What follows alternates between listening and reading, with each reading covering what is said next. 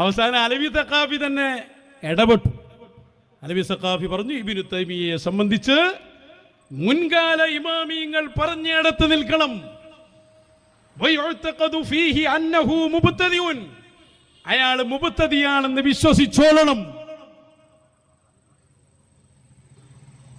ഗതി കെട്ടാൽ പുലി പുല്ലും തിന്നു പറഞ്ഞ പോലെ ഒരു ഗതിയില്ല, എല്ലാരും കൂടി കുത്തല്ലേ.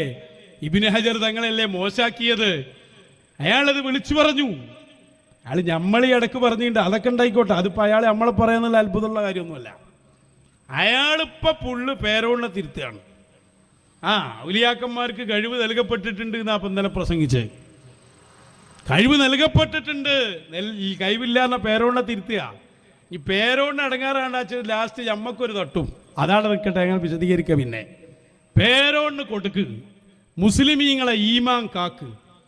പക്ഷെ അത് എത്രത്തോളം വിജയിക്കും എന്നറിയില്ല. അലവി സഖാഫി യാത്രയിൽ തന്നെ ഉണ്ടാവുമെന്ന് ഇപ്പം എനിക്ക് സംശയമാണ്. അന്നത്തെ പ്രസംഗം വെച്ചോടുത്ത് വെക്കട്ടെ, അലവി ഇടപെടട്ടെ.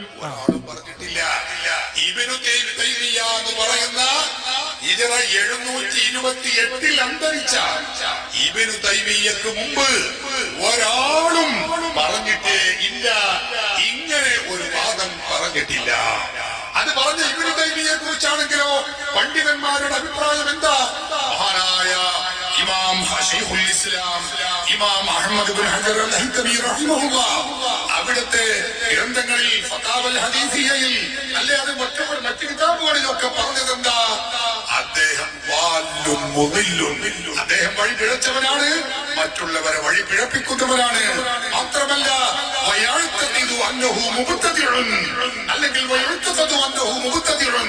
അയാള് പുത്തൻവാദിയാണ് എന്ന് വിശ്വസിക്കപ്പെടേണ്ടതാണ് എന്നൊക്കെ പണ്ഡിത ലോകം വിധി എഴുതിയ വ്യക്തിയാണ് ഇബ്നു തൈമിയ്യ.